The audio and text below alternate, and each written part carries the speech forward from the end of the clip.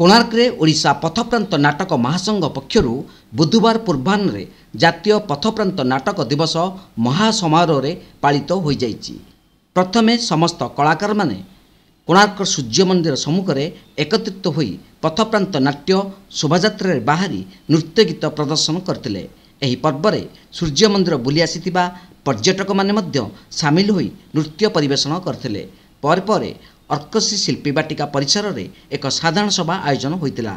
ओडिशा पथप्रांत नाटक महासंघ सभापति शत्रुघ्न सामल, घोड़ानाच गुरु बसंत दास, गुरु जयकृष्ण नायक, समाजसेवी उमेश चंद्र स्वाई, कोणार्क एनएसी अध्यक्षा सुश्री संयुक्ता त्रिपाठी, अनुष्ठान कोषाध्यक्ष रंजन कुमार नायक और नाट्य अभिनेत्री डलियोपा प्रमुख अतिथि भाव जोगदे पथप्रांत नाटकर परंपरा, आवश्यकता, उपकारिता और दिवसर महत्व उपरे आलोकपात करथिले।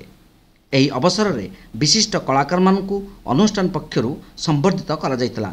शेष पर्यायर पथप्रांत नाटक और घोड़ानाच प्रदर्शन होइतिला। एही कार्यक्रम को पवित्र मोहन नायक, कालंदी चरण स्वाई, नित्यानंद महाराणा, जयश्री दास, रंजन नायक, नित्य प्रकाश स्वाई, शिवनाथ मल्लिक प्रमुख परिचालना करथिले।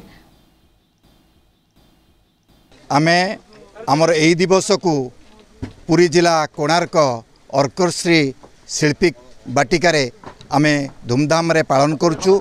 आज दिनटी कोणार्क चतुर्पार्श्व आमे एक नाट्य शोभायात्रा परिवेषण कलु। ता मध्य आडंबर रे एथिरे हमर वार्ता थिला आमे समाज को सचेतन दबा आउ सचेतन हवा। आज मध्य सभाटी सफल मंडित होईची। एही सभारे समस्त को मध्य वार्ता आमे जे विश्वस्तर रे शांतिर वार्ता दबा, सुस्थ वार्ता दबा एवं समस्ते यही संकल्प नहीं आमर नाट्य अनुष्ठान माने वार्ता जे जनसाधारण रे पहुँचैबा निहाती जरूरी। आज दिनटी मने रखिबा, आज गोटे दिन नुह सारा वर्ष मध्य मने रखिबा। तेणु याकू धूमधाम रे पालन कला भली आमर नाटकटी को सफल हो।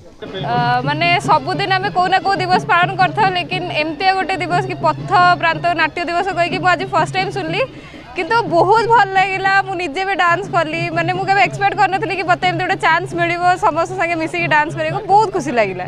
आज माने मु बाहर रही जॉब कर आज आसती कोणार्क बुलाया आ से जगह मत एमती गोटे एक्सपीरियंस मिले मुझे भाभी नी आ मिली जेहेतु मु खूब एंजॉय कली, बहुत भल लगिला। आशा करछि एमती आमर जो परंपरा लुचि जाउची जोटा धीरे धीरे दबी जाउची गाँ मानकरे सेटा एमती बाहर को आसू आउ पूरा वर्ल्ड वाइड स्प्रेड हो, बिकॉज आम ओडिशा रे जतिकी कला अछि सेतिकी बोधा आउ कोठी नथियो। कोणार्करू ज्ञानरंजन विश्वाल को रिपोर्ट, तीर्थक्षेत्र लाइव।